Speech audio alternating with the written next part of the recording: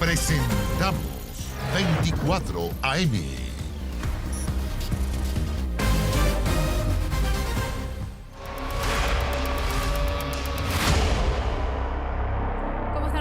Muy bienvenidos a 24 AM en este día viernes, bien conmovidos por el relato que escuchábamos ya en previa con Iván Núñez, nuestro enviado especial a la zona de conflicto a Ucrania. Bienvenido Gustavo, bienvenida Carola. Vamos a ir de inmediato con Iván. Iván, reconectamos contigo para poder seguir escuchando tu relato. Es bien impresionante ver cómo ha quedado este colegio, esta escuela absolutamente bombardeada. Estamos atentos nuevamente a que nos cuentes y nos puedas relatar lo que se está viviendo a esta hora en Ucrania. Buenos días. ¿Qué tal, Iván? Buenos días. Sí, los saludamos en esta jornada que es un despertar bastante agitado junto a nuestra compañera Claudia Rojas, que está registrando todo este material que vamos a enviar en nuestras próximas ediciones. Pero en vivo yo les cuento, estamos en la ciudad de Jitomir, estamos a un poco más de 100 kilómetros, 120 kilómetros aproximadamente de Kiev. Ayer en la edición central de 24 horas le dábamos con ustedes a nuestras auditoras y auditores, por supuesto a nuestros telespectadores, telespectadoras, de cómo habíamos tenido registros y compartimos con ustedes los testimonios de ataques a objetivos completamente civiles en esta ciudad. Nosotros ayer recorrimos un sector de viviendas que fue completamente destruido por la caída de 2 misiles del tipo crucero, dejando entre 7 y 10 víctimas fatales. Conversamos incluso con algunas personas que vivían allí, y al lado de eso, justo al lado de eso, from Chile, South America, Chile. You are from Jitomir. Do you understand a little bit of English? Yeah, okay. May I talk with you? You don't speak. Don't worry. Ya, no, es un residente acá. Retomando, yo les comentaba, entonces registramos allí en ese sector había dos misiles de tipo crucero que impactaron, destruyendo completamente un grupo de casas. Cruzando la calle nada más, está el hospital público, y detrás de él, a 20 metros de ese hospital, está el hospital de niños. Entonces uno dice, bueno, cuando se habla de objetivos militares, efectivamente eso no corresponde a la realidad de lo que nosotros hemos registrado, porque te puede llegar información por agencia, tú puedes escuchar las declaraciones de los personeros diciendo lo que quieran decir, ¿no? Pero los hechos, bueno, muchas veces hay un dicho que creo que aplica, ¿no? Dato mata relato. Tú puedes estar diciendo algo y yo te muestro ahora, Carla, y voy al tiro contigo, solamente para quienes se suman a la sintonía hasta ahora. Esto ocurrió hoy día muy temprano por la mañana. Nosotros despertamos cuando suena un impacto muy fuerte. Nuestra cama, por la onda expansiva, se movió dentro del hotel. Estamos a 1 kilómetro, 800 metros, y nos cuentan, parece que fue en la escuela, y vinimos y nos encontramos precisamente con esto, donde en este exacto lugar donde todavía está humeante allí, habría caído este misil del tipo crucero en la escuela número 25. Carla. No, tremendo. O sea, las imágenes son más que elocuentes. El valor de que tú estés ahí es también que puedas contarnos, narrarnos y mostrarnos en primera persona cuál es la realidad. Porque aquí también se acusan mutuamente de mucha propaganda y de cosas que no serían ciertas. Vladimir Putin ha dicho que no se está atacando objetivos civiles, y estamos viendo ahí que un colegio efectivamente y evidentemente no es infraestructura militar. Yo te quería preguntar si este ataque fue sorpresivo, si se le avisó a la población de alguna manera, si la gente tuvo tiempo de escapar, al menos si sonaron las sirenas, o fue algo que los encontró y los sorprendió y que en el fondo no hubo tiempo para reaccionar o para poder resguardarse antes. A ver, Carla, durante la noche, conversábamos con Dani Linares hace algunos instantes, después de la edición central, al cierre de la edición central, nosotros alcanzamos a dar cuenta de que se habían activado nuevamente las sirenas de ataques aéreos acá en la ciudad de Jitomir. De hecho, mandamos un video y salimos al aire escuchando las sirenas nuevamente. Y después de eso, más o menos desde las 4:30 de la mañana nuestras, tenemos 5 horas de diferencia, se sintieron un par de veces las alarmas. Fuimos nosotros al sótano, porque no es precisamente un búnker el Cadena Hotel, es un sótano, y la otra vez yo fui a mirar el búnker que está en una iglesia que está al lado. Sin embargo, esto fue distinto, Carla, yo soy muy honesto, yo estaba tratando de dormir un rato, decir, bueno, ya, vamos a dormir quizá en 1 hora, y desperté con un ruido muy seco, muy fuerte. Y instantes después, así, la onda expansiva que movió la cama. Es como cuando tú tienes un temblor relevante en nuestro país y se siente un ruido seco, pero la diferencia es que aquí se movió la cama, se desplazó la cama, entonces no sonó la alarma antes, y después de eso ya nos dirigimos con Claudia Rojas acá a este lugar. Mira, compartir con ustedes algo que les mostraba yo recién dentro de los textos, una imagen del libro del Principito, un libro de literatura, y acá estamos. Esta Claudia, para que ustedes vean, está todo bien. Claudia está registrando todo el material que nosotros vamos a compartir con ustedes. Claudita, tú como mujer, también es importante saber el testimonio. Yo sé que no te gusta mucho hablar en cámara, pero en fin, estás en esta zona. Entiendo que es primera vez que vienes a una zona de conflicto bélico y esta destrucción de la escuela no te ha impactado.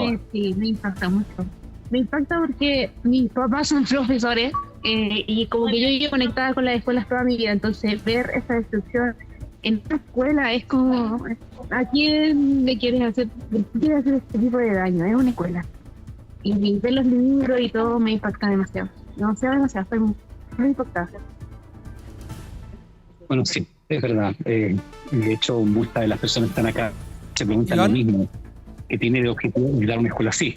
Gustavo. Sí, exactamente. 11 de la mañana con 36 minutos allá en Ucrania, con un crudo relato el que tú nos estás entregando a propósito de esta imagen, ¿no? Y de lo que comentábamos anteriormente ahí, con una imagen de lo que demuestra este ataque a la población civil, lo que en algún momento Rusia ha negado. Ahí están las imágenes. Te quiero pedir que te mantengas en contacto porque tenemos que ir a nuestra primera pausa acá en 24 AM, pero para que nos sigas comentando, relatando lo que está ocurriendo a propósito de las últimas informaciones que también llegan desde Ucrania, con varias ciudades que están siendo afectadas, con el corte de energía eléctrica, también de la calefacción, también con el avance de las tropas rusas que ya se están tomando varias ciudades portuarias. Así que vamos a ir a una pausa, te mantienes ahí para que sigas con tu relato desde Ucrania. Vamos a la pausa y seguimos acá en 24M.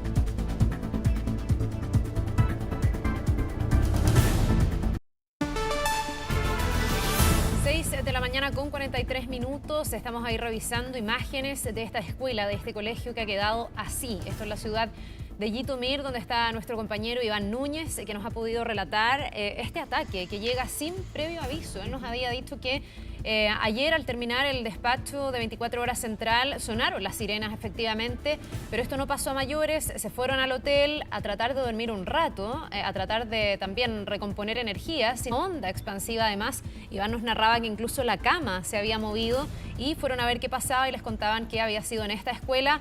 Iván, ya estamos contigo nuevamente para que nos puedas contar, yo creo que de las imágenes, mira, más desgarradoras y tristes que hemos visto y además azarosas pero simbólicas, es el libro que tú encuentras ahí del Principito. Habla de la inocencia, de la infancia, de las lecciones de la vida que pareciera ser que la humanidad no ha aprendido, teniendo esta locura en curso, esta guerra que claramente, como tú nos estás mostrando, está atacando objetivos civiles.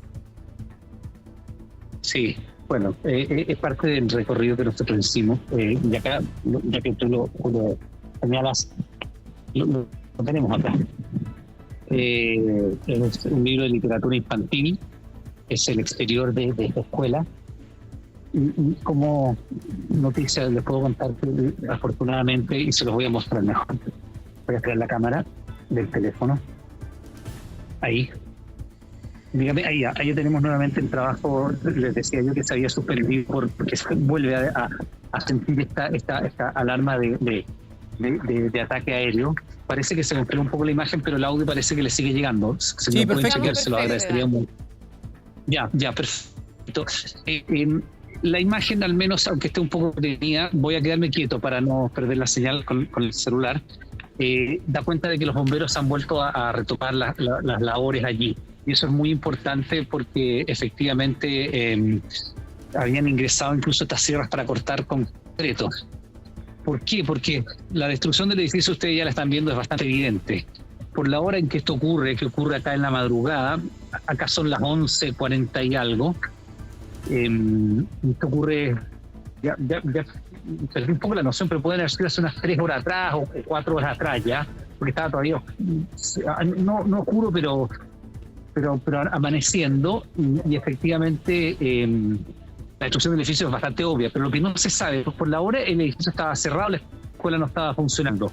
Lo que todavía está en duda es si efectivamente el sótano está allí donde exactamente están trabajando, es en la parte superior del sótano. Por eso trajeron estas sierras para cortar concreto. Lo que no se sabe todavía, y los mismos efectivos militares que nos permitieron ingresar acá, que están controlando toda esta situación, al menos en la parte periférica, y voy a dejar la cámara ahí quietita, es si ahí abajo hay personas que puedan haber buscado refugio o que se hayan estado refugiando durante la noche. Y es por eso nosotros mismos estuvimos un par de veces en el subterráneo del hotel y en un búnker de una iglesia al costado. Y ustedes ven que la labor de los bomberos ahora es ingresar por la parte superior, es el nivel del suelo. Abajo de eso está el búnker de esta escuela. Y lo que no se sabe es si efectivamente abajo alguien ha estado refugiándose, como nosotros mismos hemos estado refugiándonos tanto en el subterráneo del hotel como en el búnker de la iglesia, o como en otras ciudades como Luz o como el Vivo en los respectivos búnkeres. Entonces, claro, yo te contaba y mostraba hace algunos instantes, Gustavo, el frontis de esta escuela, que quedó completamente destruido. Está en la parte de atrás. Gustavo, te escucho. Exactamente, sí. Lo que pasa es que uno con esta imagen y con el relato que tú nos hablas, nos cuentas en este momento, aquí hay un ataque a la población civil, uno se pregunta, bueno, ¿cómo se va a implementar el acuerdo al que llegaron ayer en la segunda jornada de negociaciones entre Rusia y Ucrania? La decisión que se adoptó en el día de ayer de implementar estos corredores humanitarios, ¿no? Que son estas vías para que la población civil pueda salir, en este caso de Ucrania, de las zonas que son bombardeadas. Entonces uno se pregunta, bueno, de qué manera se puede implementar esta situación, este corredor humanitario, qué seguridad finalmente va a tener la población civil con esto, ¿no? Sí, yo siento que hay una enorme contradicción en eso, porque efectivamente, y se lo comentaba a usted hace algún instante, ¿no? Un par de horas después de que se supo de este acuerdo. Es el único punto de acuerdo que hubo entre las autoridades ucranianas y rusas, ¿no? Que establecer estos corredores humanitarios. Sobre todos los otros puntos no hay ninguna posibilidad de llegar a acuerdo. Recordemos que Rusia está exigiendo la desmilitarización de Ucrania, que es una solicitud sumamente difícil de implementar para cualquier país, sobre todo uno que tenga fronteras con una potencia como Rusia, y que más tienen territorios que ambos se disputan mutuamente. Es impensable. Es impensable eso, y lo otro, efectivamente, claro, eso es lo que pide Rusia, y que se paren las negociaciones para que Ucrania ingrese a la Unión Europea y a la OTAN. Todas esas, si tú quieres, exigencias que para los ucranianos son completamente inaceptables. Por otra parte, Ucrania evidentemente está exigiendo el cese de las hostilidades y el retiro del ejército ruso, que es como la exigencia básica, lo cual para Rusia también parece ser inaceptable. Entonces, habiendo esas enormes distancias en las posiciones, a lo único que se llega formalmente, y con esto te digo formalmente, que es lo que se acuerda, no es lo que se pone en práctica, formalmente se llega a esto, ¿no? A implementar corredores humanitarios. Sí. Pero claro, un par de horas después de aquello, nosotros mismos fuimos testigos de cómo se encienden nuevamente las sirenas y cómo nuevamente comienzan los ataques en esta ciudad, que es la ciudad de Jitomir. Carla, creo que tú o Carolina, no sé, quería hacernos alguna pregunta. Carla te habla. No, solo iba a decir que no solo es contradictorio, sino que es bien triste lo que pasa ayer, porque en el fondo estas negociaciones, claro, terminan con la idea de estos corredores humanitarios, que hasta donde entiendo se pormenoriza que no es un alto al fuego, solo va a haber un alto al fuego en aquellos lugares donde se va a instalar estos corredores humanitarios, y esto es una demostración de eso. Pero además, Iván, y algo de lo que a mí ayer me impresionó mucho más fueron las palabras del presidente francés, Emmanuel Macron. Él dice que habló con Vladimir Putin, que Vladimir Putin le dice que va a seguir adelante con esta operación, que Vladimir Putin dice que esto va según su plan, que aquí no hay ni un fracaso, ningún retraso, que esto va tal como él lo había esperado.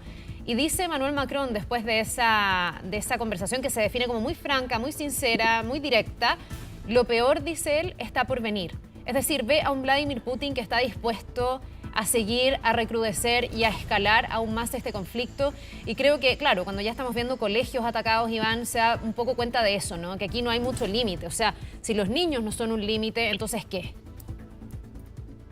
Bueno, Carla, yo estoy muy de acuerdo contigo y también uno trata de ser optimista, ¿no? Pero cuando tú ves ayer que se producen ataques en el ingreso, por ejemplo, de la central nuclear de Zaporizhia al sureste de Ucrania, cuando en días anteriores el canciller ruso Sergei Lavrov pone sobre la mesa el escenario de una tercera guerra mundial y habla de una guerra nuclear, y cuando uno ve efectivamente, acá puede haber múltiples lecturas, pero donde uno no puede equivocarse es que en términos generales Vladimir Putin es un líder que es una persona más de acción que de palabra. No olvidemos eso. O sea, y además evidentemente que hay lecturas muy distintas posibles de hacer.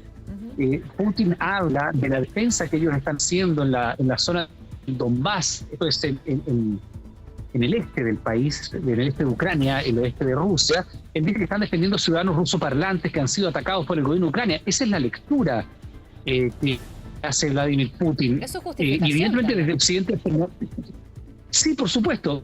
Acá, mira, la guerra es una situación brutal. Nos ha tocado estar en varios conflictos bélicos y la primera parte de una guerra es la información. Eso uno tiene que saberlo.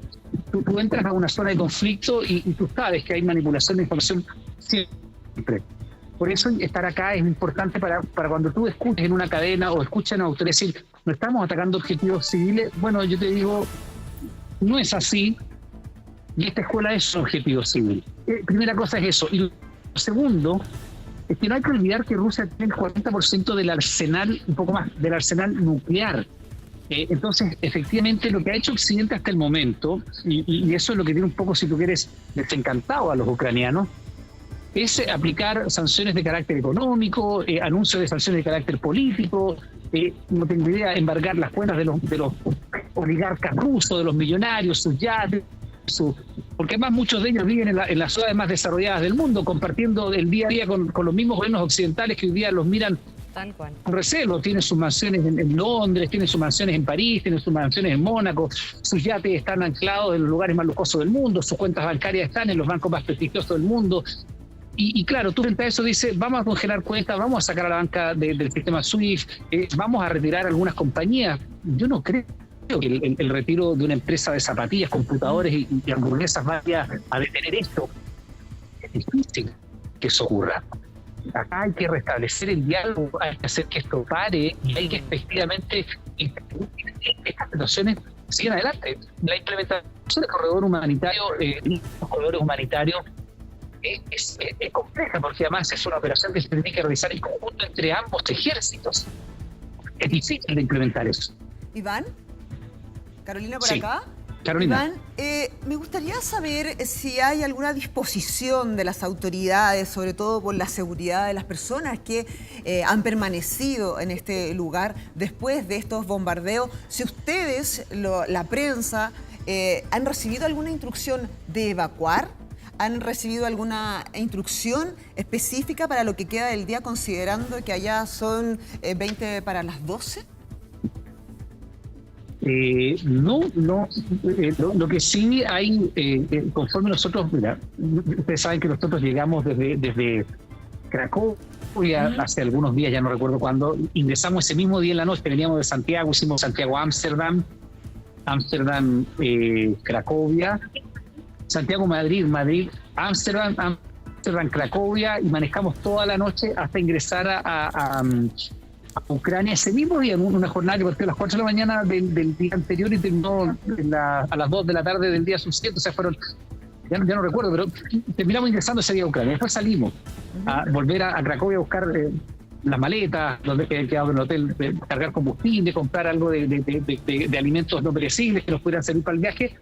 Y volvimos a ingresar a Ucrania y ya hemos estado desplazándonos desde el oeste de Ucrania y hemos pasado por ciudades como, bueno, la frontera misma, Lviv, Lutsk. Estamos ahora a 120 kilómetros de Kiev, en Jitomir, y conforme tú vas avanzando, Carolina, bueno, vas viendo más destrucción, Y además estás viendo, a propósito de lo que tú decías, como en cada lugar donde tú vas, básicamente te dicen, mire acá, este es el búnker, en caso de emergencia tiene que bajar, suena la alarma. En algunos lugares es perentorio, en otros es una indicación. Por ejemplo, acá, para serte muy honesto, acá en Jitomir, pese a que acá había habido bombardeos hace algunos días y ahora hay otro, ¿no? No se nos dijo que era obligatorio, sino que en el fondo era una indicación de decirnos dónde está el lugar seguro, que no es un búnker en el caso del hotel donde nosotros lo encontramos, es sencillamente el subterráneo, pero también es bien dramático porque tú ves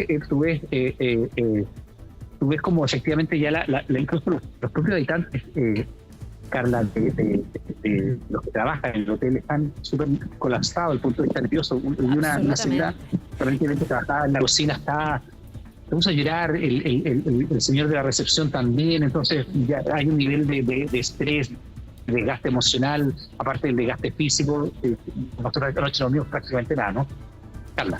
No, es que, mira, me voy a quedar con lo que tú dices, porque si yo creo que ya esta situación que tú nos muestras, las bombas, los ataques, los misiles son tremendamente estresantes, a mí me parece que el tema nuclear puede ser de los que más asusta a la población. Y ayer nos acostamos acá en Chile viendo la situación que se producía en la principal planta nuclear de Ucrania, y que entiendo que es la más grande de Europa también, Zaporilla, donde sabíamos que había ataques que habían generado un incendio, y salió el ministro de Defensa ucraniano diciendo que ahí se podía producir una situación 10 veces peor que el accidente de Chernobyl. Te quería preguntar por esa sensación, por ese temor tal vez de la población al tema nuclear. Yo me imagino que anoche muchos no habrán dormido. Yo creo que acá muchos estuvimos durmiendo mal pensando en si algo nuclear se desatara. No sé cómo lo estás viviendo eso, porque además me dices, nos vamos a un refugio que no es un búnker, es un sótano, digamos. Ahí no hay una preparación para este aspecto. Iván, te vamos a pedir que te quedes ahí, hablemoslo a la vuelta. Queremos saber también la situación de esa planta nuclear. Ha sido una de las noticias más sensibles de las últimas horas. Hacemos una pausa rapidito aquí en 24 AM y estamos de regreso de inmediato con tu testimonio desde Ucrania.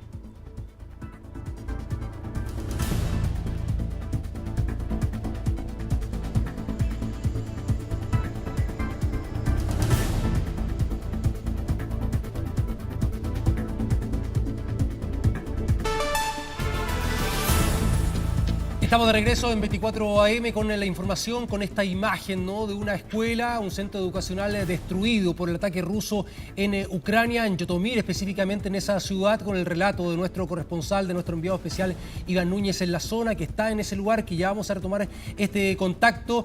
También con lo que tú planteabas, Carla, antes de ir a la pausa, esta inquietud y esta alarma nuclear mundial por el ataque a Zaporilla, que es la central nuclear más importante, más grande de Europa, a propósito de este ataque de las fuerzas rusas, que ayer incluso el ministro de Asuntos Exteriores de Ucrania expresaba, ¿no?, en el caso de incendiarse, ¿no?, de explotar finalmente esa planta nuclear, podría ser algo que podría causar una catástrofe 10 veces más grave que el accidente de Chernobyl, que recordemos ocurrió en 1986. Ahí estamos precisamente con la imagen, ya Iván, con este contacto y con lo que Carla planteaba respecto a esta inquietud y la sensación que se vive allá en Ucrania a propósito de esta alarma nuclear, ¿no?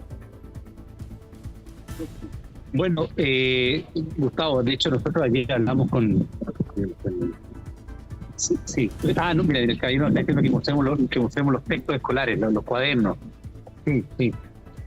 Claro. Ayer de hecho lo hablamos con Claudia. A mí me ha tocado estar en zonas de conflicto siempre de carácter regular, ¿no? La guerra convencional se llama, ¿no? Pero el escenario de una alternativa nuclear es algo que no te deja escapatoria, es algo que te plantea todas las incertidumbres del mundo. Y naturalmente es un poco lo que dijo en su minuto el propio Vladimir Putin. Recordemos, días atrás dijo, una guerra de ese tipo no tiene ganadores. Nadie gana entre potencias nucleares una guerra. Cuando se utilizó, la única vez que se ha utilizado el arma nuclear fue para terminar, la primera detonación fue para terminar la resistencia japonesa durante la Segunda Guerra Mundial, con los efectos que todo el mundo sabe sobre Hiroshima y Nagasaki, pero no era la bomba atómica en ese momento, era un último avance de la tecnología que no estaba masificado como hoy día entre las grandes potencias.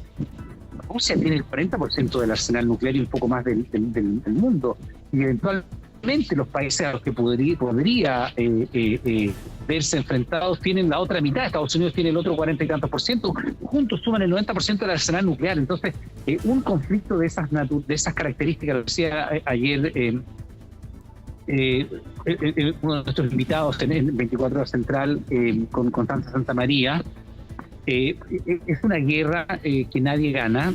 Eso es suma cero. Iván. Y naturalmente eso es un escenario, Carla, completamente impredecible, porque además, y con esto te doy la palabra, Ignato, el presidente Putin ha dado muestras de, en términos generales, ser un hombre más de acción que de palabra. Él hace, en términos generales, lo que ha dicho que va a hacer. Lo hizo en 2008 en Georgia, lo hizo en 2014 en la península de Crimea, lo está haciendo en 2022 acá en Ucrania. No, solo te quería sumar, tú decías, él dice que nadie gana en esta guerra, se ha viralizado y lo tenemos en nuestro sitio, en 24horas.cl, una entrevista que dio Vladimir Putin en el 2018 a la cadena RT, que es prorrusa, y donde él dice que básicamente una guerra nuclear nos llevaría al exterminio mutuo, que esa es la gran explicación, dice él, para que no haya habido después de la Segunda Guerra Mundial un conflicto a nivel global. Él dice estar muy consciente y dice los líderes tenemos que tener conciencia y por eso como aquilatar nuestras decisiones, porque apretar el botón nuclear significaría el exterminio mutuo y el fin de la civilización. O sea, por lo menos a mí me tranquilizó al menos ver que él se da cuenta que las implicancias que tendría algo así es algo que incluso afectaría a su pueblo, a sí mismo, bueno, y a toda la humanidad, ¿no? Bueno, sí, efectivamente, es lo que te digo, y eso lo conversábamos ayer con Claudia Rojas, ¿no? Porque siempre vamos, que nuestra compañera de labores, siempre vamos nosotros planificando bien nuestro desplazamiento. Claudia está acá con nosotros registrando, vamos planificando nuestro desplazamiento, vamos planificando las rutas para llegar hasta donde nosotros estimamos que hay que llegar, porque a través de nuestras redes sociales, por ejemplo, a mí en Instagram, claro, nos han mandado muchos cariños, ánimos, etcétera, pero también de pronto alguien dice, ¿y por qué van? Bueno, porque la labor del periodismo es estar en donde está ocurriendo la noticia y compartirla, acercarla a nuestra audiencia. Nosotros nos debemos a esto, para lo que uno es periodista, y en el fondo también para tener información, Carla, de primera fuente, porque tú escuchas que las autoridades dicen, nosotros no estamos atacando objetivos militares, o sea, objetivos civiles, perdón. Y yo te muestro la destrucción. Mira, esta es una iglesia. Esto está al lado de la escuela. Allá tienes un edificio de departamentos. Me voy a desplazar un poco solo porque nos hemos quedado quizás mucho rato pegados en la escuela y perdemos el entorno, el barrio, lo que hay acá. Este es un edificio de departamentos, ahí vivían familias. Tiene bomberos ahí trabajando también y registrando. Y te voy a mostrar porque están los escombros, está la destrucción, y se dice, no atacamos objetivos civiles, nuestros objetivos son básicamente militares. Bueno, este es un edificio de departamentos. Voy a desplazarme para acá. Esto está exactamente atrás de la escuela. Mira la onda expansiva. Yo les decía al comienzo de nuestro despacho, para quienes se suman a la sintonía, mira los balcones como han quedado. Yo les decía al comienzo del despacho, en la cama mía, porque yo soy muy honesto, habíamos tenido noches muy interrumpidas, con alarmas de ataques, con sirenas, con tener que ir al subterráneo, con tener que desplazarnos hacia el búnker. Mira la puerta como está completamente desplazada. Y entonces tú dices, bueno, la cama mía se movió, se movió en el suelo. Un solo impacto, no fueron más. Mira cómo quedaba ese edificio. Mira el techo de esos edificios que están atrás. Entonces, claro, ¿por qué estar acá? Se preguntan mucho, ¿por qué? Porque la guerra es lo peor que le puede pasar a un país. Nadie puede pensar que hay algo peor que esto. Absolutamente. Y efectivamente, Carla, hay que mostrar esto porque esto es lo que no tiene que ocurrir, esto es lo que uno tiene siempre que evitar, esto es lo que hay que detener. También para obtener información de primera fuente, de primera mano. ¿Se están atacando objetivos civiles? Sí, se están atacando objetivos civiles. Esto es real, te lo estamos mostrando. Y ahora estamos por el costado de la escuela, por la parte de atrás que no se las habíamos mostrado. de esta escuela, la número 25, o lo que ha quedado de esta escuela. Y efectivamente acá siguen los trabajos para acá lo más, bueno, esto ya se pierde, ¿no? Estas son daños completamente culturales que no hay mucha alternativa más que después votar esto, pero todavía los bomberos están trabajando al otro lado para ver si efectivamente hay alguien que se haya estado refugiando en el suelo, en el búnker del lugar, ¿no? Y esto es lo primero que hay que descartar, lo primero que hay que intentar esclarecer. Sí, Iván. Entonces, bueno, aquí hay que estar para mostrar esto. Sí, Carla, por favor. No, nada, te queremos agradecer. Obviamente es muy importante poder conocer de primera fuente y poder ver y tener hechos en un marco donde la guerra también se juega en el discurso, en la retórica, como tú decías, en la desinformación. Así que es muy valioso no solo tu relato, también esas imágenes, el poder estar ahí. Y nos acerca y nos pone en los zapatos de esas personas. Si fuera el colegio de mi hijo, si fuera mi departamento el que está ahí, si fuera mi casa, de las personas que nos ven, a eso me refiero con el mí. Uno se pone en los zapatos de estas personas que están sufriendo tanto con un conflicto que todavía cuesta entender. Iván, te vamos a dejar reportear, hay mucha información que recoger todavía, cualquier cosa vamos a estar de regreso. De verdad, muy agradecidos de tu testimonio esta mañana y dentro de lo posible que tengas un buen día, por favor, cuídense mucho también, porque para nosotros es una preocupación, pero sabemos que esto es absolutamente justificado, así que muchas gracias por ese tremendo trabajo, que tengas una buena jornada. Un abrazo. Un abrazo, Iván. Un abrazo a ustedes tres y un abrazo a nuestros telespectadores y telespectadoras. Estaremos en cualquier momento de regreso. Gracias, Iván. Claro que sí.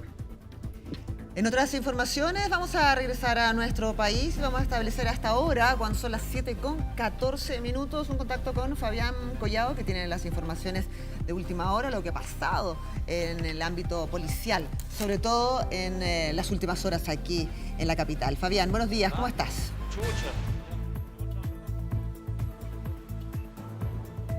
Sí, ¿qué tal muchachos? ¿Cómo están? Muy buenos días. Vamos a revisar las informaciones, fundamentalmente esta persecución, una especie de operativo que se generó en la comuna de Providencia durante la jornada de ayer. Ustedes están viendo las imágenes debido a un portonazo que ocurrió en calle Austria, entre Pedro de Valdivia y Ricardo Layo. En plena luz del día, dos delincuentes estaban caminando, observan que una mujer estaba dejando a su hija en su domicilio cuando estos delincuentes la atacan, la golpean en reiteradas ocasiones y luego es su esposo quien se abalanza en contra de estos delincuentes para poder frustrar este delito. En definitiva, una vecina del sector es quien llama a Seguridad Ciudadana de la comuna de Providencia y es en ese contexto que además los inspectores son alertados de aquella situación. Pero de todas maneras, ¿cómo se abalanzó esta persona, el esposo de la víctima, en contra de los delincuentes? Perdieron el control del vehículo y a pocos metros de donde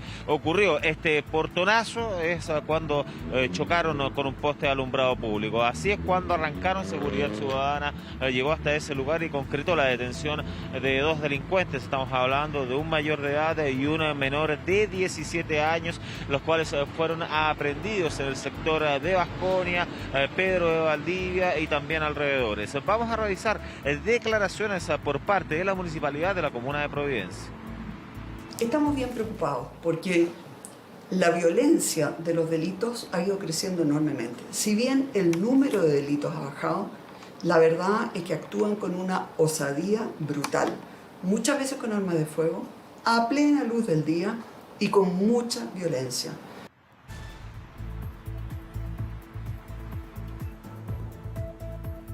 Bueno, entonces es un operativo policial que se gestó con éxito por parte de estos funcionarios municipales, además delincuentes que fueron puestos a disposición de la justicia, que entre medio de todo este portonazo habían golpeado de manera muy violenta a la víctima, a la mujer, a la cual fue llevada hasta un recinto asistencial donde todas las lesiones fueron suturadas afortunadamente, pero con trauma evidente luego de este asalto ahí en ese sector de la región metropolitana.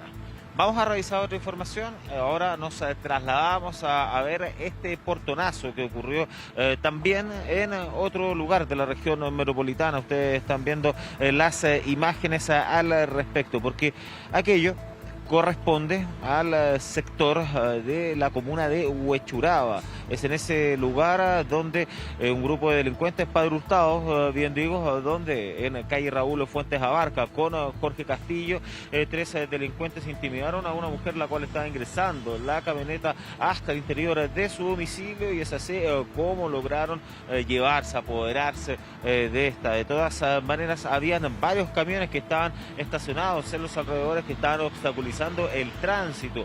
Aquello fue denunciado ampliamente por los vecinos, que podían haber delitos de manera inminente, pero de todas maneras aquello no fue solucionado y terminó con este portonazo en contra de una mujer. Vamos a revisar declaraciones a continuación.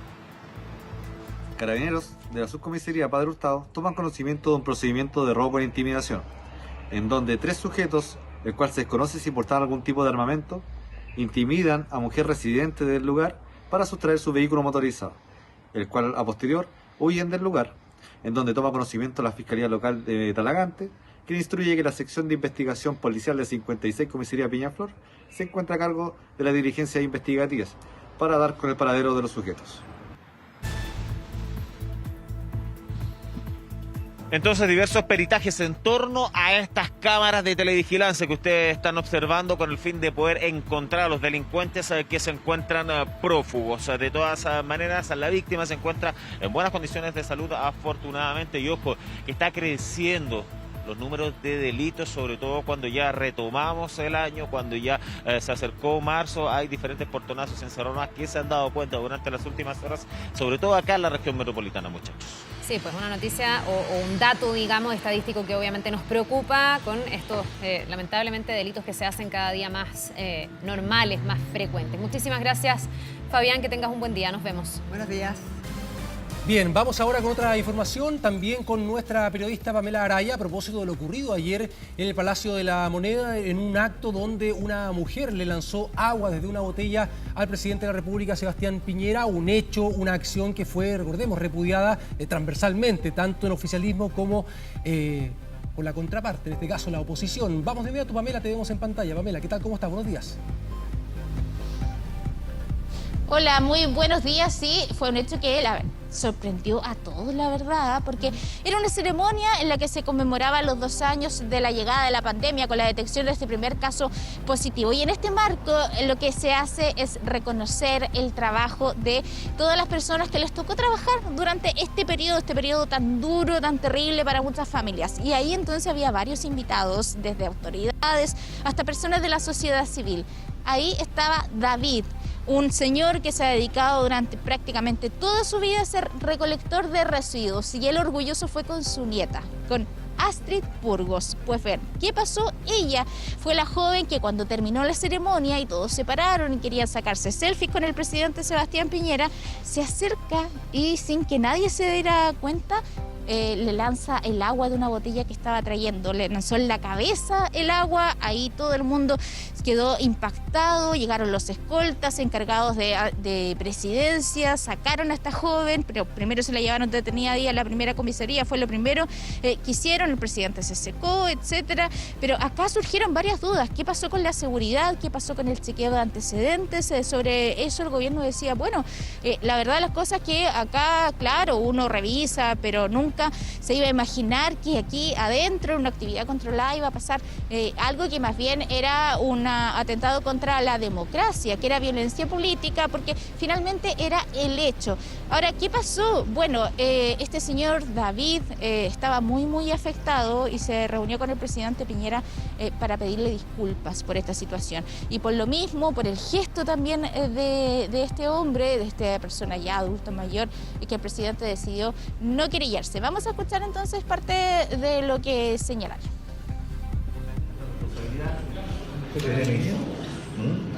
La agresión política, la violencia política, la agresión contra la institucionalidad de la presidencia, ya sea para el presidente Sebastián Piñera o para el futuro presidente Sebastián Boric, es totalmente inaceptable. Y creo que esto es fruto de que hay muchas personas que durante estos años han minimizado, normalizado, justificado y también hecho más que eso para decir que la violencia política es buena, que no pasa nada con ella, que nos lleva a un camino que puede ser bueno en un caso y no en otro caso.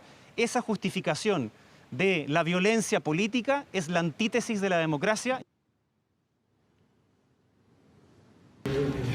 Oiga, pero mire, lamentable, acepto sus disculpas, usted no tiene ninguna responsabilidad. ¿Usted tiene miedo? Eso.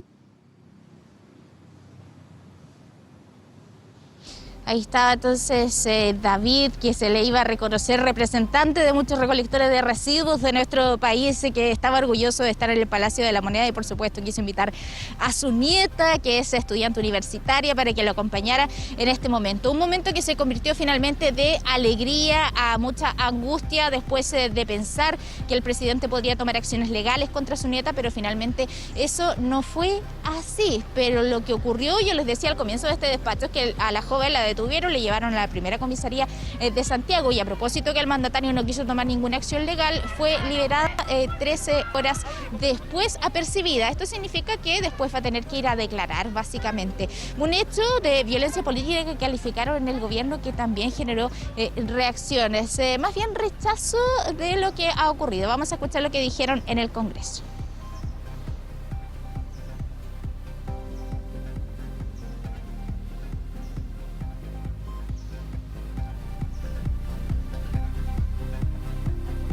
Parte de un descontento ciudadano también con un presidente que tiene una muy baja aprobación. Ahora bien, evidentemente hay que mantener cierto respeto por la autoridad. El presidente de la República merece el respeto en su figura de presidente de la República, pero en su forma de ser humano. Creo que no podemos aceptar ese tipo de fórmula de protesta. Yo espero que la familia de ella misma le haga ver que esas cosas no se hacen, porque las cosas se consiguen por otros caminos y no con este tipo de manifestaciones. Y el presidente de la República, guste o no guste, es el presidente de la República. Bueno, y este hecho que llamó la atención entonces era una botella con agua, no genera mayor daño, pero esto hace recordar casos también como Mónica Jiménez de la Jara, que en una actividad cuando era ministra de Educación en el primer gobierno de Piñera, también María Música, esta joven que le tiró un jarro con agua en su cabeza. Algunas de estas agresiones que no generan un daño físico, pero por supuesto que vulneran, no dejan en tela de juicio la seguridad finalmente que está en torno a las autoridades. Y agrede la dignidad, la honra de las personas también, más allá de si es el presidente, una figura pública. Esta no es la manera de resolver ningún conflicto. Le tocó también a Gabriel Boric, futuro presidente electo en algún momento, recibir una funa.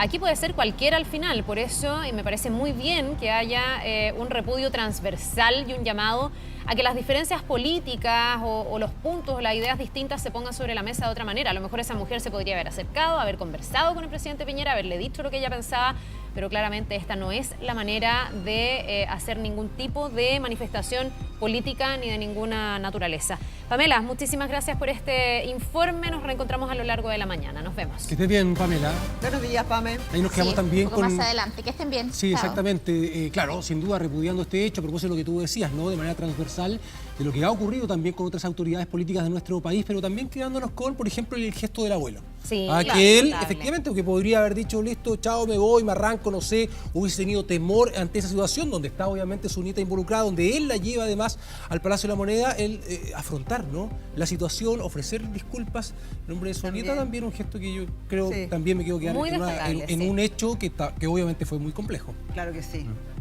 Vamos a cambiar de noticias, nos vamos a ir a lo que está pasando en Argentina. Mientras la justicia avanza en la investigación del impactante caso de abuso sexual en pleno barrio Palermo, ahí en Buenos Aires, los 6 imputados no quisieron declarar ante las autoridades. A pesar de esto, las indagatorias continúan y buscan aclarar la participación que cada uno de ellos tuvo en el hecho. Un ataque grupal a una joven que no es lo primero, ni el primero que conmociona al país vecino.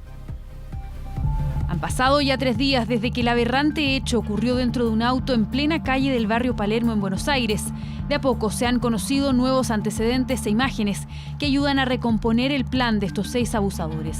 Antes de violar a su víctima en grupo, estuvieron con ella en este local comercial. En esta mesa, acá estaba sentada la víctima, acá estaban sentados algunos de estos jóvenes que estaban con ella en ese momento. El lugar está a una cuadra de donde tenían estacionado el auto y el dueño de este kiosco argentino recuerda haber cruzado un par de palabras con la joven víctima.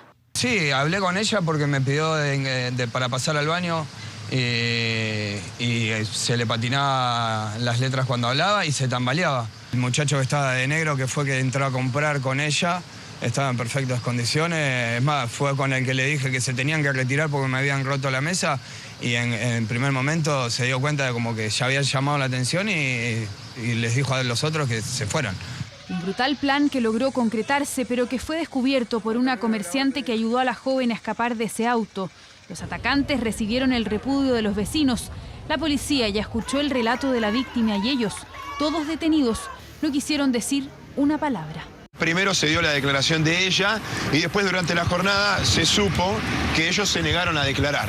Pero en Argentina, lamentablemente, este no es el primer caso de violación grupal que se conoce. El año 2016, Paula Martínez acusó haber sido secuestrada y abusada por un grupo de vecinos.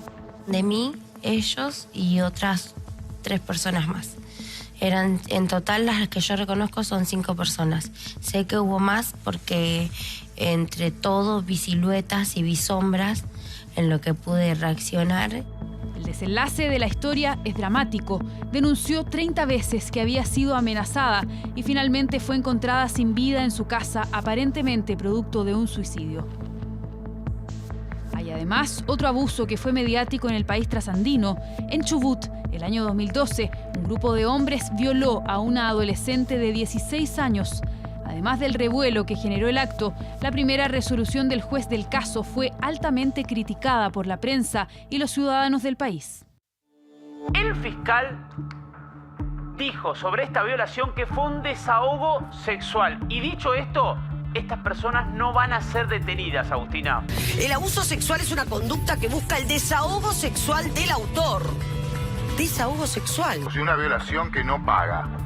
Un delito aberrante que no va a pagar nunca. El atenuante que utilizó la justicia fue el de desahogo sexual. Así como si los varones necesitaran un desahogo sexual y eso les daba permiso para agarrar entre 5 a una chica y violarla de todas las maneras posibles en una habitación cerrada porque estaba borracha. Entonces, este criterio es lo que corrige la movilización popular y el escándalo. 10 años después, el 21 de febrero de este año, recién comenzó el juicio contra 3 de los supuestos involucrados en el caso de Chubut, 7 días antes de la violación en Palermo.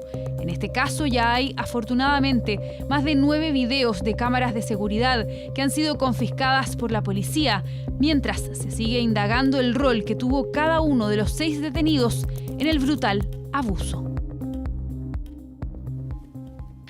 Brutal, sin duda, ¿no? Indignante y todavía esperando finalmente el curso de esta investigación, que vayan finalmente los responsables, los culpables de esto. Claro que sí.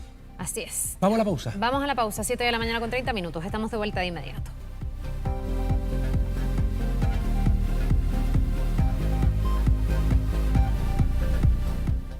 Sí.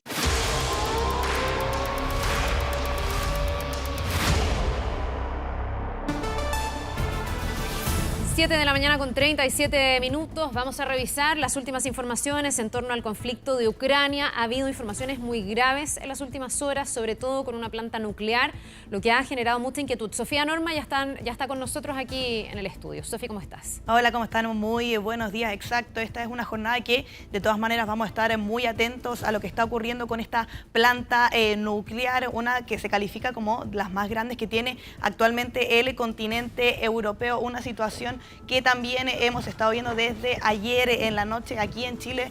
Nos fuimos a acostar, de hecho, con estas informaciones, el incendio que estamos revisando ahí en imágenes. Se aclara que igual hay que decir, este no fue un incendio en uno de los reactores, es en una especie de oficina donde se preparaba la gente, no es en los reactores específicamente ya con el paso de las horas. Claro, eso es lo que se aclaró, pero en el momento, exacto. La noticia nos inquietó a todos, para qué decir en Europa y para qué decir en Ucrania, por supuesto, porque además aparece el ministro de Asuntos Exteriores diciendo que un accidente en esta planta podría equivaler a 10 veces el accidente de Chernobyl, y esto obviamente genera un estrés en la población y una preocupación. Claro, después se va aclarando, se dice que los niveles de radiación están normales, que este incendio está siendo controlado y que no es el incendio en los reactores, que era algo súper importante de que fuera definido, ¿no? Exacto, con el paso de las horas, eso, al comienzo se pone esta alerta, se ven el humo, se ve el incendio en esta planta nuclear, pero ya la actualización, la última información que ha sido entregada durante esta jornada, de hecho, en las últimas horas, es que los niveles de radiación son lo normal, no hay emanación desde esta planta nuclear ahí ubicada en Zaporilla, pero también se confirma por parte de las autoridades ucranianas que está bajo el control ruso. Aclaran que el personal, la gente que trabaja en la planta sigue siendo el personal de siempre, ucranianos que trabajan ahí en la planta nuclear de Zaporilla, pero que las tropas rusas estarían controlando, por ejemplo, las oficinas administrativas y también los controles de seguridad que hay para entrar a esta planta nuclear. Una situación que claramente el presidente ucraniano Volodymyr Zelensky estuvo bien atento ahí, se refirió respecto a este tema y nuevamente hace Carla, Gustavo, Caro, este llamado a los líderes del mundo. Esto es un desastre, un posible desastre nuclear, este incendio que se estaba viviendo ahí en la planta nuclear de Zaporilla. Horas duró también el trabajo para poder apagarlo. Escuchemos también, revisemos parte de estas declaraciones que realizó el presidente Zelensky, donde acusa a Rusia de terrorismo nuclear ahí derechamente. Escuchemos sus declaraciones. Europa debe despertar ahora. La planta nuclear más grande del continente se incendia.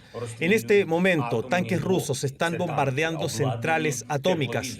Saben perfectamente a qué están apuntando. Se prepararon para ello. Les hablo a todos los ucranianos y a todos los europeos, a todas las personas que conocen la palabra Chernóbil, a todos los que conocen el sufrimiento y la cantidad de víctimas que causó la explosión de la planta nuclear. Fue un desastre global. Cientos de miles de personas pelearon contra sus consecuencias. Millones fueron evacuados. Rusia quiere repetirlo, pero 6 veces peor. Europeos, por favor, despierten, hablen con sus políticos que las tropas rusas están bombardeando la central atómica de Zaporizhia en la ciudad de Enerhodar. Hay 6 unidades de energía, 6. En Chernóbil solo explotó una.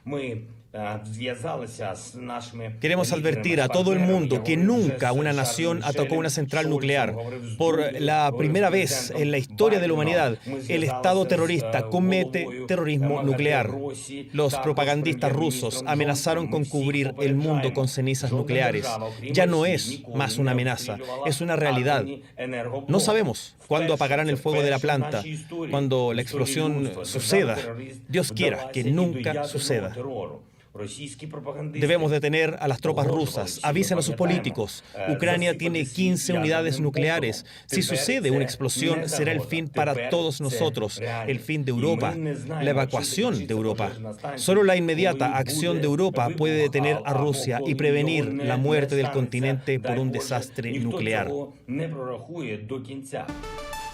Bueno, y teníamos las declaraciones del presidente Zelensky, bien directo, Carla, ahí lo escuchábamos, este llamado a las autoridades europeas frente a la amenaza nuclear, que estuvo bien alerta, bien arriba ahí durante la jornada de ayer. Ya hoy día se confirma que está apagado este incendio, pero vemos nuevamente el llamado que realiza el presidente ucraniano a las autoridades europeas. De hecho, hoy día también vamos a estar atentos a una reunión que se está dando en la OTAN para discutir exactamente este tema, el conflicto allá en Ucrania. Y también tenemos estas imágenes que estamos viendo ahí en la pantalla, imágenes del convoy ruso. Se da esta especie de imagen 3D también para dar cuenta de este contingente militar que está avanzando hacia la capital, hacia Kiev. Ya un par de días que hemos estado revisando estos decenas de kilómetros de contingente militar ruso que preocupan a las autoridades a medida que se acercan a Kiev, y también hemos estado viendo la situación, los bombardeos que se han dado en las afueras de la capital, algo que incluso Iván Núñez también nos pudo mostrar durante esta mañana, así que estaremos bien atentos a todas estas aristas. El avance militar ruso continúan en los ataques y también, de todas maneras, todo lo que tiene que ver con esta planta nuclear. Bien, seguimos bien atentos a todas las informaciones, el minuto a minuto, tú lo estás monitoreando, Sofi, vamos a estar de regreso en cualquier momento, pero también queremos seguir profundizando y para esto estamos con Jorge Sanz, analista internacional y docente de la Facultad de Gobierno de la Universidad del Desarrollo. Muchísimas gracias, Jorge, por estar con nosotros y bienvenido. Encantado, buenos días. A ver, ayer fue esta segunda ronda de negociaciones, se dice que se va a poner un alto al fuego, al menos en aquellos lugares donde hay corredores humanitarios, que es el gran logro tal vez de las negociaciones de ayer, pero cuesta entender que justo después de esto pase lo que estábamos revisando recién. Esta toma de control con un incendio de por medio de la planta nuclear más importante de Europa. Algunos ayer decían, alguien que ataca una planta nuclear simplemente está loco. Y vemos, además, usted me va a decir si está loco o no, y vemos también este convoy que va avanzando en una nueva demostración de fuerza, tal vez, de Vladimir Putin. ¿Cómo podemos entender eso? Porque a lo mejor ayer todos pensábamos que estábamos más cerca de la paz y después con esto vemos que estamos más lejos. Vladimir Putin lo que está haciendo, y él lo dijo, el plan va funcionando de manera tal como se había previsto. Lo que está haciendo es una demostración de fuerza tremenda. Aquí, más que Ucrania, hay otros adversarios que están involucrados, particularmente la OTAN. Ahora, el incendio en la planta puede haber sido un accidente. Puede haber sido un accidente. ¿Por qué? Porque Vladimir Putin sabe exactamente cuál es el costo de atacar una planta nuclear. Pero, perdón, ¿un accidente, el incendio o la toma de esa planta? La toma no. La planta nuclear es un objetivo de Putin, la planta controlar nuclear es un las objetivo, plantas nucleares. Es un objetivo. Pero el incendio pudo haber sido un accidente. La toma de la planta era parte del escenario. Si nosotros lo vemos donde está. Perdón, aquí vamos a ¿Está mostrar. aquí? Esta es la planta. ¿no? Ajá. Uno de los objetivos de Vladimir Putin es la conquista de Crimea y unir Crimea por tierra con el Donbass. O sea, es un lugar muy estratégico, digamos, es un lugar para estratégico. Tomar poder, posesión más allá de la significancia que tenga la posesión de una planta nuclear, geográficamente. Y además, claro, es una planta muy importante porque controla gran parte de la energía en Ucrania. Jorge, también podría ser como, si lo miramos también desde otra perspectiva, podría haber sido también una presión psicológica. Occidente le tiene mucho temor al aspecto nuclear y Vladimir Putin juega con eso. Exacto. Levantó las tropas nucleares, o sea, su material nuclear en una amenaza directa para sentarse en una mesa de conversaciones cuando no tenía ningún éxito que exhibir para sentarse. Por lo tanto, colocó la pistola cargada arriba de la mesa. Y hoy día esto. Pero esta planta en particular sí le permite controlar la energía dentro de Ucrania. No ha cortado nada. Quiso cortar las comunicaciones, bombardeó una antena. Elon Musk cubrió Ucrania con internet. La BBC está transmitiendo en onda corta para poder informar. Sí. Entonces, se superó ese problema. Por lo tanto, el control de esta planta sí le va a permitir muñequear, como se dice vulgarmente, algo más a la población civil.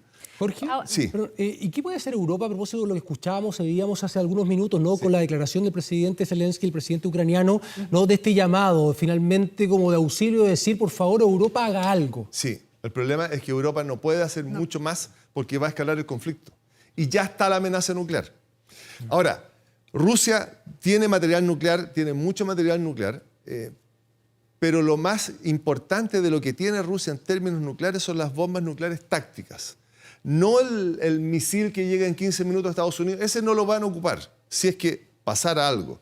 Son las bombas nucleares tácticas. Son las bombas nucleares tácticas? Son unas bombas más chicas, generan un daño enorme, pero la energía se disipa muy rápidamente y son locales. No es que por una bomba nuclear se destruya Ucrania completo, sino que son Usted dice para que los podrían campos de hacer batalla. ataques más selectivos. Más selectivos son para los campos de batalla. Entonces, esa es la gran potencia que tiene Rusia en términos nucleares. Porque el material nuclear estratégico, Estados Unidos es mucho mayor que Rusia y con mucha más capacidad. Sería muy difícil meterse que lo en ese plano es muy peligroso. Ahora, la selectividad aquí es un tema, porque en el fondo uno dice, tienen armamento que les permite ser selectivo. El mismo Putin se ha comprometido a que no haya objetivos civiles y hoy día en la mañana Estábamos, no sé si lo alcanzó a ver, con nuestro compañero Iván Núñez, que está en territorio ucraniano, y nos mostraba, por ejemplo, un colegio bombardeado. Sí. Hemos visto hospitales, hemos visto universidades, hemos visto edificios públicos y edificios residenciales. Entonces, la pregunta es si Putin cumple con su palabra y si esto no empieza a acrecentar las suspicacias para que pueda haber un verdadero acuerdo y un diálogo. En el inicio de esta ofensiva militar, Vladimir Putin prometió que no iba a atacar objetivos civiles, sin embargo, esta ofensiva se le detuvo. Y se le detuvo por la capacidad ucraniana. Pero ayer se lo reitera al presidente Macron. Le dice que no son un objetivo los civiles y vemos todo lo contrario. Lo que se declara es una cosa y lo que se hace en el campo de batalla realmente es otra. Yo puedo justificar el ataque a un edificio señalando que hay un objetivo militar adentro. Pero la guerra tiene su propia dinámica. Yo puedo ofrecer, no voy a atacar a los civiles, pero tengo que pasar por alguna parte y eso va a suceder. Vladimir Putin desde el inicio no ha respetado las normas de la guerra, desde que partió. Por lo tanto, no le podemos exigir ahora que lo haga si en su discurso él dice, sí, lo estoy haciendo, y además ofreció corredores humanitarios. Esa es su excusa hoy día para decir, yo estoy cumpliendo las normas de la guerra. Y la verdad es que desde el inicio que está atacando a la población civil en distintos lugares. ¿Por qué? Porque su ofensiva, que iba a durar 3 días, vamos en más de una semana, y todavía no logra los objetivos. Recién está alcanzando Crimea, recién logra la franja sur, recién asegura el Donbass y está acercando Kiev. Es decir, termino. Lo que iba a durar 3-4 días... le ha costado muchísimo más caro. Exactamente. Jorge, a propósito de lo que usted señalaba, ¿no?, de este ataque a población civil, tenemos unas imágenes para revisar también de cómo se actúa finalmente, ¿no?, en este video que finalmente fue verificado por New York Times. Ahí lo vemos precisamente con esta imagen, reiteramos, con este video verificado, de acuerdo a esa información, donde se muestra el bombardeo ruso ahí en un área residencial, esto es la ciudad de Chernihiv, ahí en Ucrania. Según el medio, el ataque se hace cerca de departamentos, de farmacias y de un hospital, ahí con las marcas respectivas, ¿no?, de la gente que está en ese lugar donde se provoca este ataque. Sí. Ahora, esta acción en particular sobre la población civil probablemente tiene que ver con el amedrentamiento a la población civil. Que la población civil se levante contra Zelensky. Y por lo mismo, perdón... O que no ponga resistencia. Claro, ¿cómo se puede implementar a propósito de lo que también usted señalaba anteriormente, de que finalmente digo y que finalmente se cumple y se hace en el campo de batalla? Esto a propósito del único acuerdo, ¿no?, el que se llegó ayer en la segunda ronda de negociaciones para implementar estos corredores humanitarios. Sí. Los corredores humanitarios son parte de la salida de esto. O sea, le ha dado tan duro a la población civil, el mundo le ha criticado tanto su impacto sobre la población civil, que uno de los acuerdos de la mesa son los corredores humanitarios y el cese al fuego, que debería haber sido total, el cese al fuego solo donde está el corredor humanitario y por determinados momentos. ¿Por qué?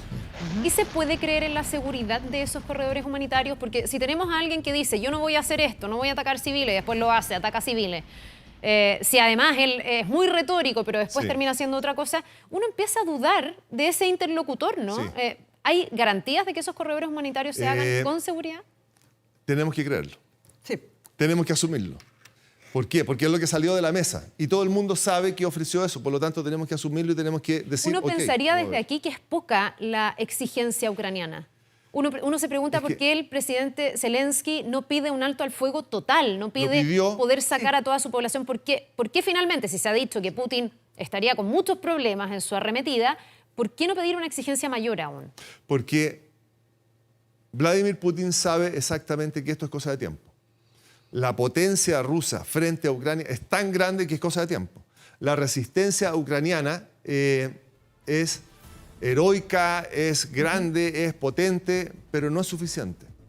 Es demasiada la asimetría. Es demasiada la asimetría. Por lo tanto, Vladimir Putin lo que está haciendo es lo que quiere, en definitiva. Ya, y esta idea, como y este consenso, de que él estaría muy como atrasado y que no le estaría funcionando, queda un poco en entredicho. Yo mirando el mapa pienso que claro, puede haber un retraso en el tiempo, pero está logrando el objetivo. Si uno mira el rojo, digamos, del mapa, va acercándose a Kiev y va a asfixiando, digamos, y va a poder cercar Kiev en cualquier momento. El sur, que además tiene toda la proyección hacia el mar, que es súper estratégico, ya prácticamente lo tiene controlado o tiene ciudades controladas. Kherson, por ejemplo, ya está controlada por tropas rusas, le falta Odessa. Le falta Odessa. Odessa es como la última parte que le falta. Sí, y la va a conseguir porque están cerrando. Que ayer se hablaba, perdón, que hoy día empezaba ese avance, no hacia Odessa. Sí, y lo que está haciendo es sostener a Crimea. Crimea, desde aquí hacia el norte, era ucraniano, era adversario.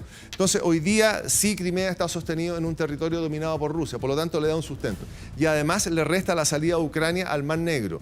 Por lo tanto, toda la producción económica ucraniana que salía al mar, que salía como exportación, salía por ahí. Claro, porque muchos expertos han dicho que le está complicado. Se ha hablado también de la pérdida reputacional de Vladimir Putin, del aislamiento. Pero militarmente, si uno ve esto, efectivamente ha logrado avanzar. O sea, no sé si hoy día, Jorge, hay algo que nos haga pensar que Putin puede dar marcha atrás, puede frenar sus planes, puede a lo mejor reconsiderar. Sí, ninguno. Perdón. Sí, no. Solo muy corto, Jorge, porque retomando lo que tú decías, que finalmente él va a hacer lo que quiere. Eso también indica que se siente un poco solo, podría estar un poco más solo o no escuchando a sus asesores, y en ese punto las sanciones que le está aplicando Occidente, ¿de qué han servido? Las sanciones que le ha aplicado Occidente son brutales, tremendas. Sí. Ahora, el presidente Biden dijo las sanciones son en el tiempo. Sí. Hay algunas sanciones que le están afectando hoy día y la población civil rusa se está rebelando contra Vladimir Putin por esas sanciones que lo están afectando hoy día. El cajero automático, Netflix, las películas, todas estas cosas que nos afectan la vida diaria. Pero las sanciones económicas en el tiempo tienen que ver con lo que ha hecho Putin antes, porque hay que estudiarlo. Entonces, Vladimir Putin se enfrentó a Georgia por una situación similar a esta, que se acercó a OTAN y Georgia accedió. Separó a Georgia, Odessa del sur lo sacó, rompió económicamente a Georgia, y después que lo tenía en la mano le dice, ahora yo le voy a ayudar y usted va a depender de mí. Eso es lo que no quiere hacer aquí.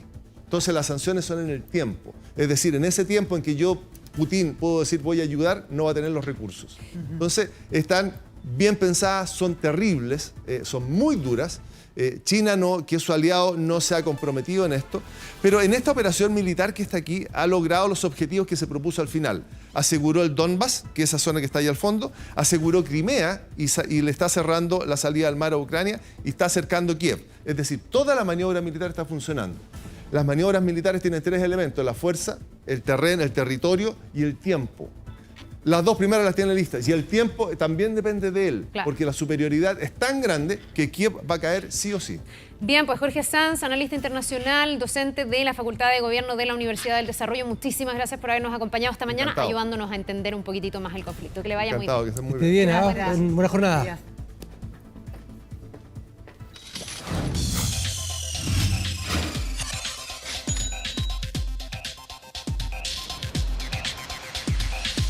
Presentación Tu Bolsillo con Dani Linares a propósito de consecuencias, ¿no?, de esta invasión de Rusia a Ucrania. El precio de distintos productos, por ejemplo, el trigo. Más nos cuentas, Dani. ¿Qué tal? ¿Cómo estás? Buenos días. Buenos días.